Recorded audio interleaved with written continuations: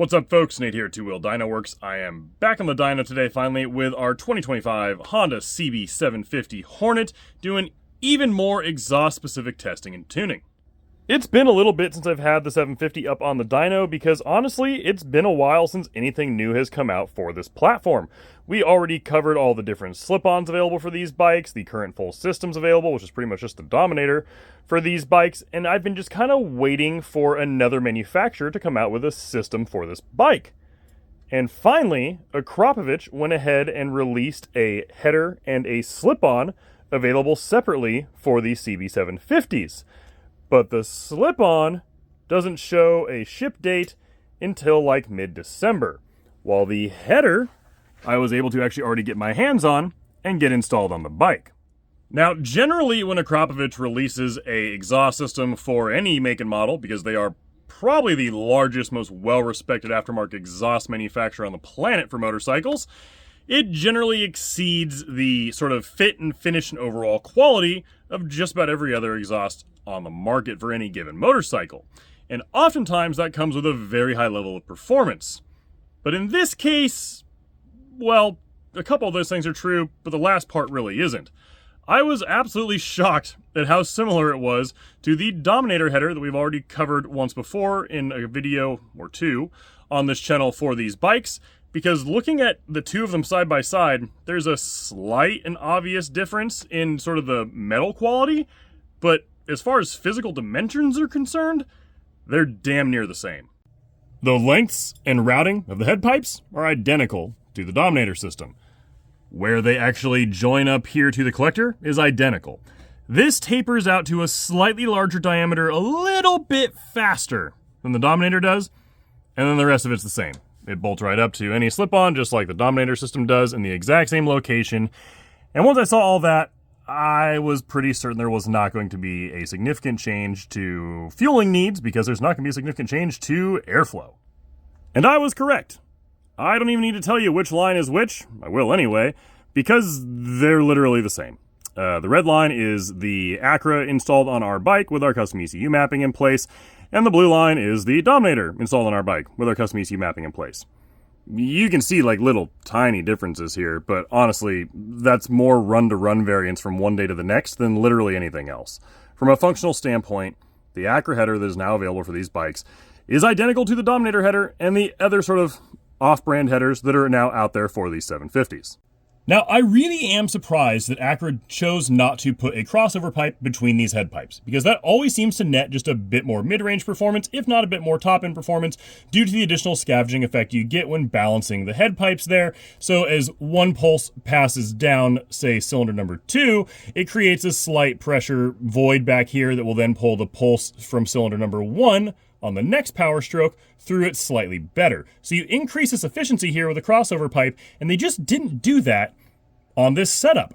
Again, it's Akra, so I'd like to assume they did the testing and just determined that that wasn't necessary, but a crossover pipe in pretty much every other middleweight twin-cylinder application is always a net horsepower improvement. So it's honestly what I was expecting to see, but simply doesn't exist on this pipe. Now, obviously, our job here at Two Wheel Dyno Works is just to build custom ECU mapping for all of you folks out there for all the different intake and exhaust combinations that might come available for these bikes as time goes on. So that's exactly what we'll continue to do. If there is some other system out there that comes out that's significantly different from the other header and slip-on designs we've already seen, then I'll buy it. We'll test it and build custom ECU mapping for it. And if there is some big jump in performance from something like a crossover pipe between the individual head pipes, we'll obviously be able to show you guys that and share a video with you, because I think, at least from my personal experience, that's probably going to be the optimal setup in terms of horsepower and torque for this platform. But as of the time I'm shooting this video, something like that simply doesn't exist. So for those of you that were waiting for Akra to come out with an exhaust system for these bikes, and again, I know there are many of you because you've emailed us and told us that you're waiting for that, you may want to reconsider, because it's just not going to perform any better than any of the other setups currently out there when it comes to slip-ons or the head pipes themselves. Once our Akra slip-on, it does show up, I'll obviously put it on our bike and do a separate video just showing it, but it's not going to be a big performance improvement over any of the other systems currently on the market, which with custom ECU mapping already provide absolutely enormous performance improvements.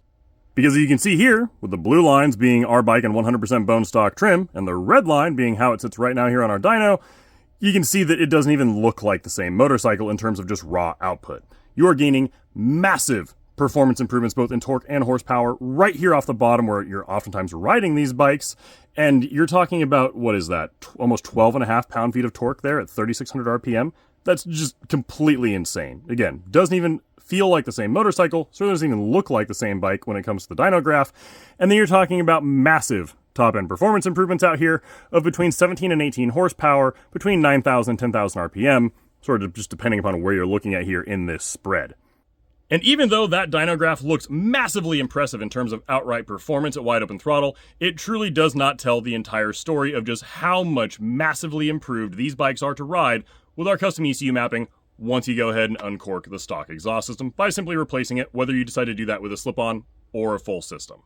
And no matter what header and slip-on combination you decide to go with for your guys' CB750, I can guarantee that we've got you covered here at Tool Dyno Works with the highest quality custom ECU mapping available on the market for these bikes, because we've simply done far more intake and exhaust-specific testing and tuning for these Honda Unicam 750 engines that are both in these bikes and both generations of the Honda Transalps, which we've already flashed several hundred of, than any other tuner on the planet.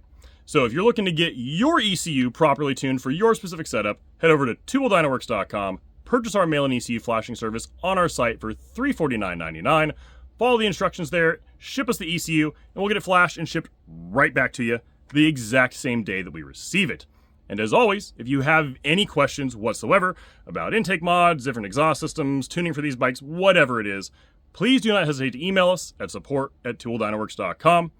I personally answer any and all tech support questions every single day we're open here at the shop, and both myself and my staff are always truly happy to help.